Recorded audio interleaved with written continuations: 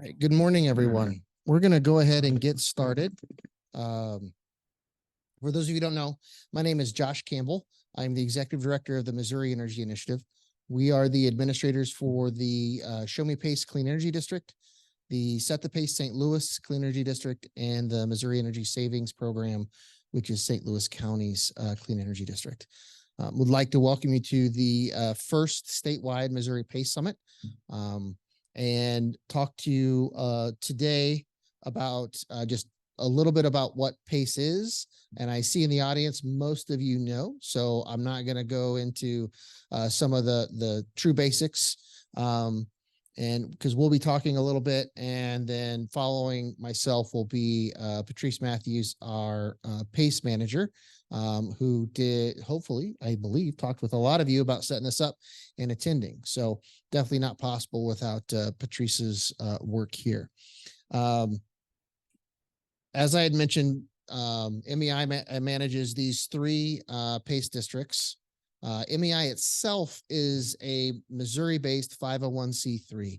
We're made up of 25 different organizations that are committed to changing and working on Missouri's energy landscape, using stakeholder input to provide solid information to regulators, legislators, stakeholders in general, facilitating collaborations that will ultimately move Missouri forward and grow its energy-related economic development.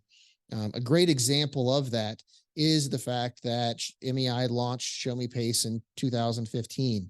We closed our first commercial project 45 days after launch and have been one of the most, if not the most active PACE district in the state.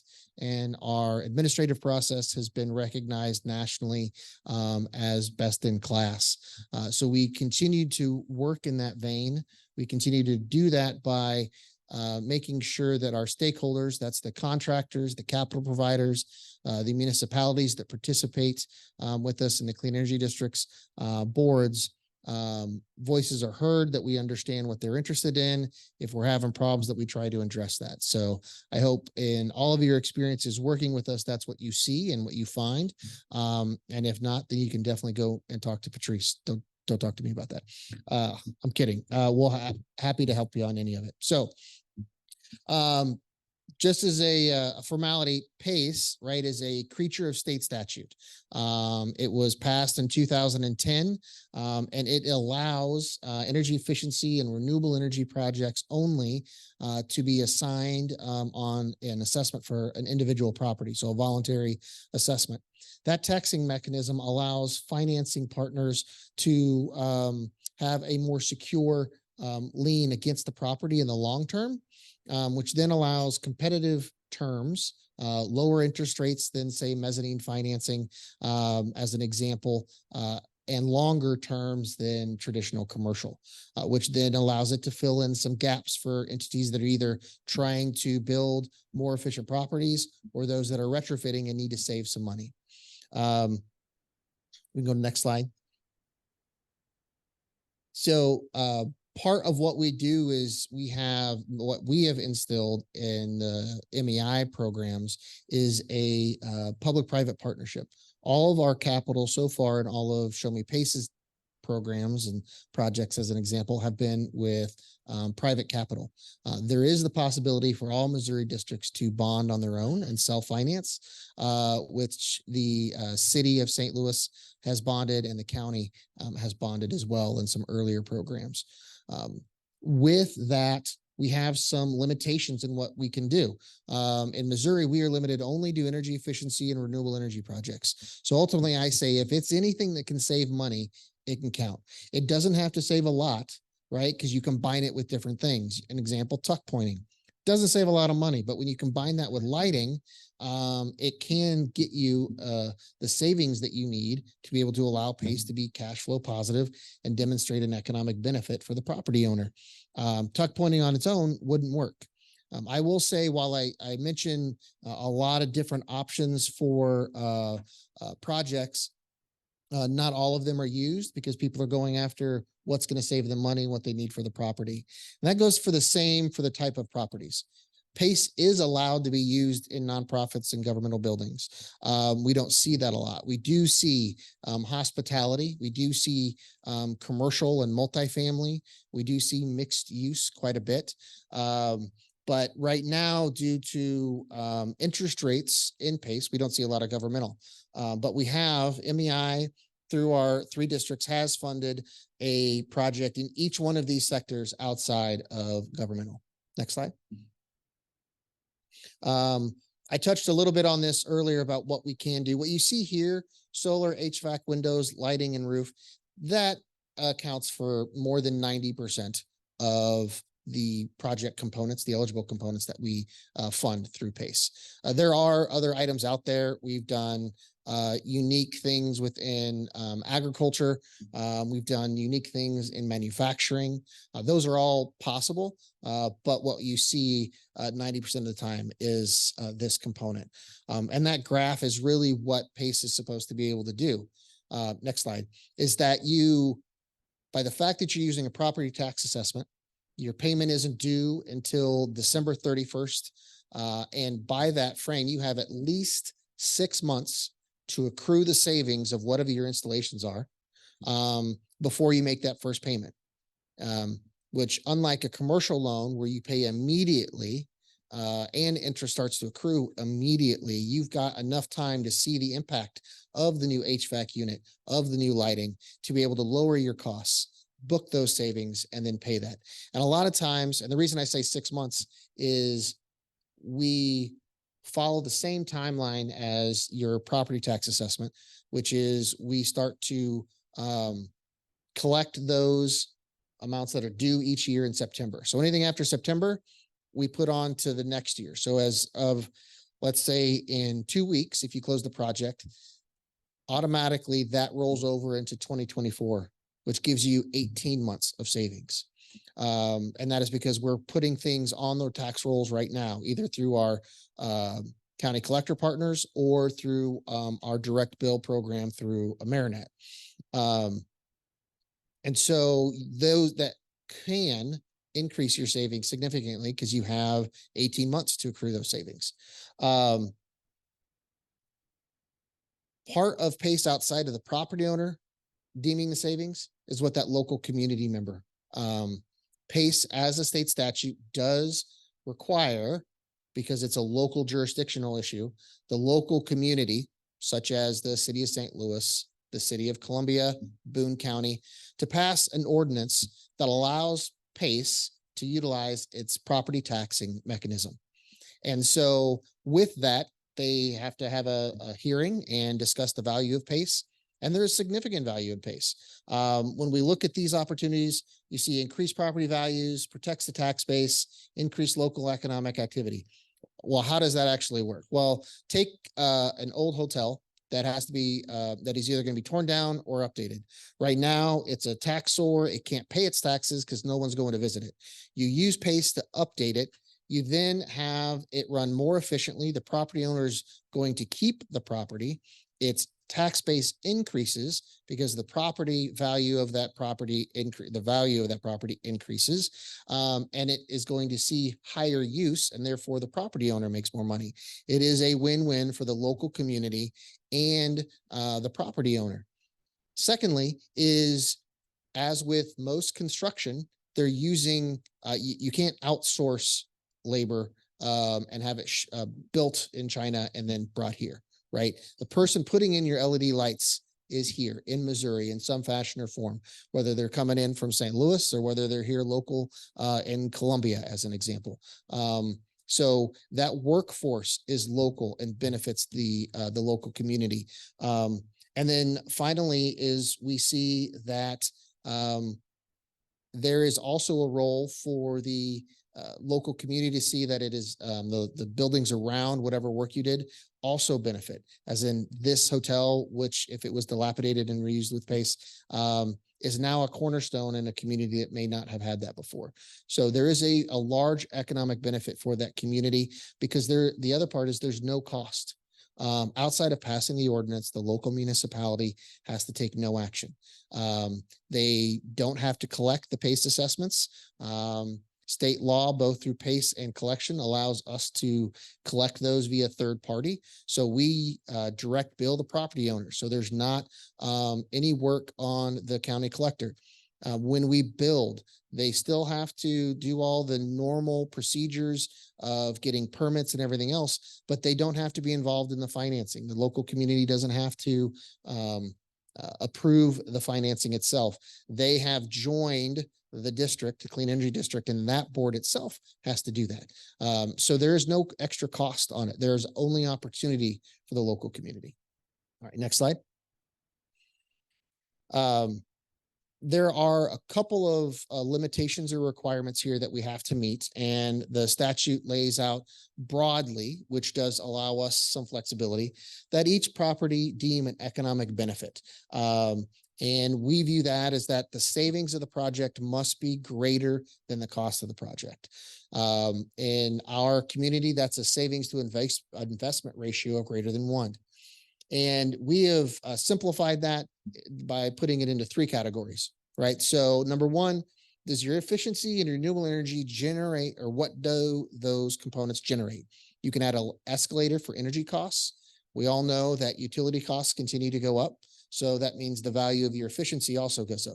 So that's category 1. That's column 1, is the savings that you actually generate. The second is labor and maintenance savings. If you had incandescent lights and you had to have them changed every 3 to 6 months, and now that you're doing LED and you don't have to change them out, that staff person can then do something else that is productive for the property. And therefore there's a savings related to that. And with labor savings, also labor costs go up. So you can have an escalator multiplier to the labor savings. And that goes for maintenance as well. If you had a really leaky roof that you had to patch every year, there is time and money that goes into that. You can count that as savings. And then finally, it's capital cost avoidance. And that capital cost avoidance is if you had to finance to do your roof every year, or you were using mezzanine financing as part of your capital stack, you can calculate the differential between what PACE is and what the mezzanine is, or for the financing for the roof, you can simply take that 20 grand you had to do each year and put that towards savings. Did you have a question? Yeah.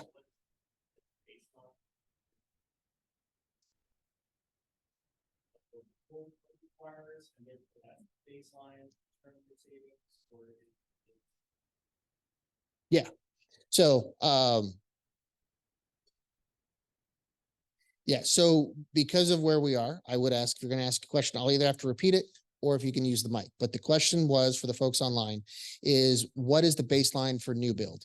The base, and let me back up, because the baseline for a retrofit is what you're replacing. All right. So that is number 1. Number 2 is if you're doing a new build, it is what code is, what your local code is. So if it's 2015 code, then it's anything above that. If it's if it's 2020 code, then it's above that. Obviously, as certain municipalities continue to advance on that, and it gets harder to build above code, there are conversations we're having on what that can actually look like for savings components. But right now, that's how it is. The vast majority of Missouri is older than 2015 building codes geographically. So there's a lot of room for movement there. All right, next slide.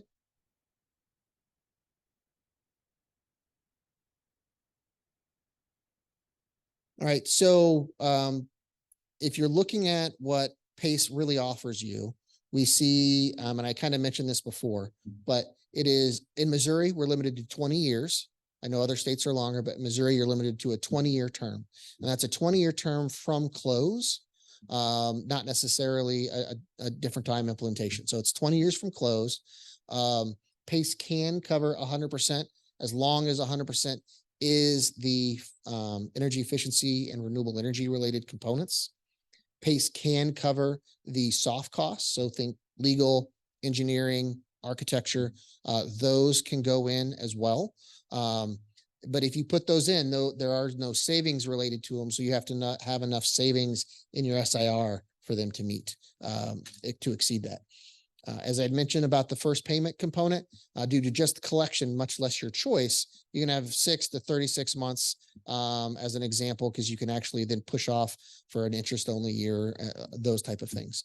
Trying to see what the so I had also talked about that it is cash flow positive because you have that time frame. The installation should start to save you money up front, and therefore the potential for cash flow positive on day one of your first payment is high.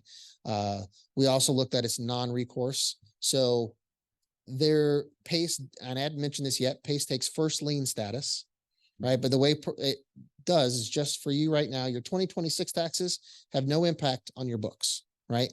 And that's the same thing here. If you have a PACE assessment on your property right now, the 2026 PACE assessment has no impact on your books. It's only this year's that is due that has first lien position, or anything that is in arrears.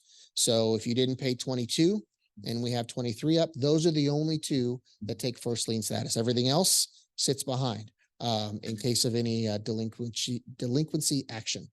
The repayment component is the same as your county taxes. So they're due December 31 at midnight. After that, penalties do accrue. There are a number of accountants who view PACE as off book and therefore treat it just like taxes, and some that also treat it like equity as well.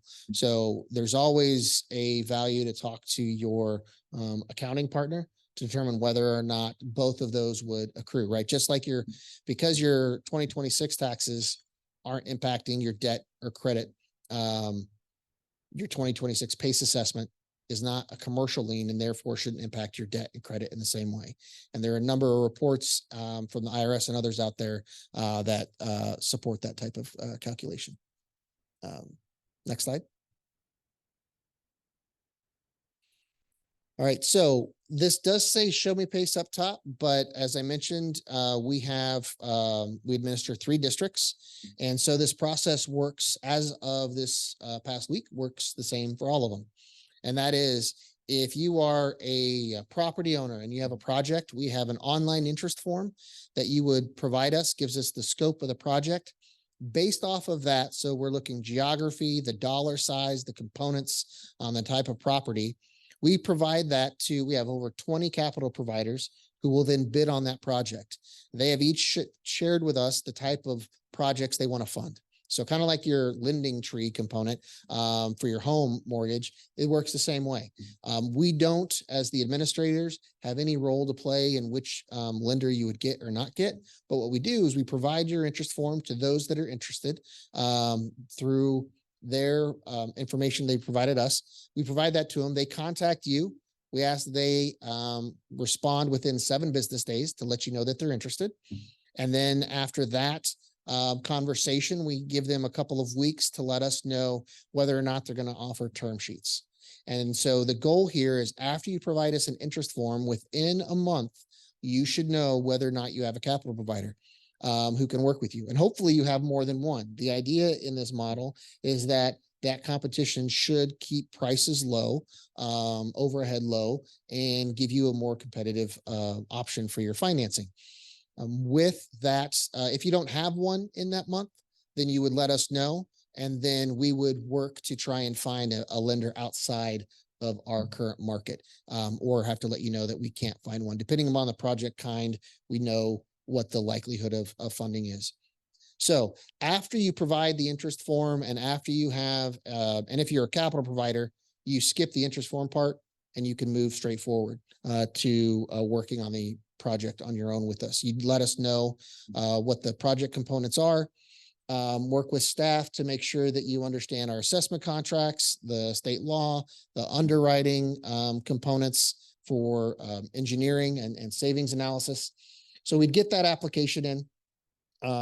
If it's a standard application, MEI now provides a standard application process in all 3 districts. That means we will provide approval for a standard application in 7 business days. So if it's less than $10 million if it doesn't ask the Clean Energy District to finance, as in bond the project, if it's using standard documentation and not asking for something additional or crazy addendum to our current doc set, if the loan to value is at 90 and the PACE loan to value is at 95, those are all standard components there. And if it meets that, then you can get the 7 business day approval. If it's outside that scope, then it is something we have to take to the board. And that doesn't mean that it's at risk of being rejected. It simply means that we have a process in play to where the board wants to provide additional oversight. So we haven't had those projects ever rejected. It is simply that at that point, it's outside our given box of approval, and therefore the board looks at those. After it is approved, it is recorded with the recorder of deeds, invoices are sent, and then depending upon the time of year, a collection certificate is asked by the capital provider to be provided to the district. The property owners billed in October, and then they pay before December 31 each year.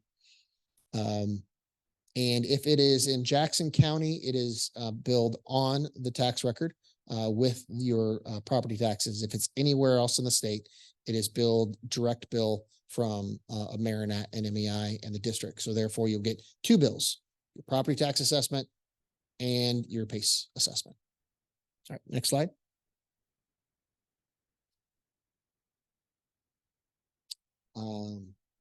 All right, so just a couple of examples of some projects here. We have gone as small as about $136,000. See this project specifically. And what I want to point out is you can read them, number one. Number two is all of our case studies are online. They're on our website at all 3 websites, showmepace.org, setthepacestlouis.com, and mo-esp.com. But you'll see a summary, the type of the project, square footage, who was the lender, how much finance, the term, what was put in there. And so this one was it's an art space in Kansas City, not very big. It was a nonprofit, and it helped them be sustainable and much more energy efficient. Next slide. Oh, we just did one. Okay. So go back. This only mentions some of the capital providers we have, but as this does need to be changed. We no longer do $2,500, but we're working on providing financing for $50,000 and above. We can do very large projects, and we are working under 250 is more difficult, but we do have capital providers that can do it. And so these are just some of the ones that have mentioned. Some of these folks have not only PACE financing options, but they can also do senior lender.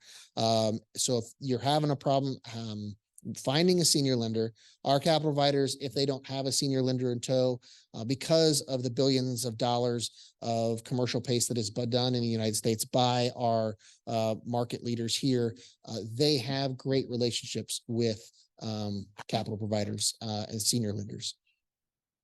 I did forget to mention 2 other things earlier, and that is that Missouri does require mortgage, our districts require mortgage lender consent. So whoever has your mortgage, you and the capital provider are the ones that would want to talk with that senior lender to get them comfortable. We can provide any information you want. We're happy to engage in that process if you want. But what we found most effective is the PACE capital provider and the property owner talking with the senior lender to get them comfortable with the lender consent. As I had mentioned, right, it's only that year's that is due or anything that is in arrears that takes senior position over it. And not to mention when it comes to commercial foreclosures, there have been I think we're at $3 billion in PACE assessments nationwide, 2.5, somewhere in there. There have been less than a handful of foreclosures, and on these properties, PACE was not the instigator for that process. It was just a party. Taxes weren't paid. Mortgage wasn't paid. It was all of it together. So PACE does provide that value to the property owner, to the senior lender as well. Value to the senior lender is that your property should be more efficient because it's a cash flow positive financing mechanism. You should also be able to operate more effectively and be more likely to pay your bills. And because out of the 3 billion that has been done and just that handful of delinquencies or foreclosures, we see that is accurate. All right. Are there any questions here or online?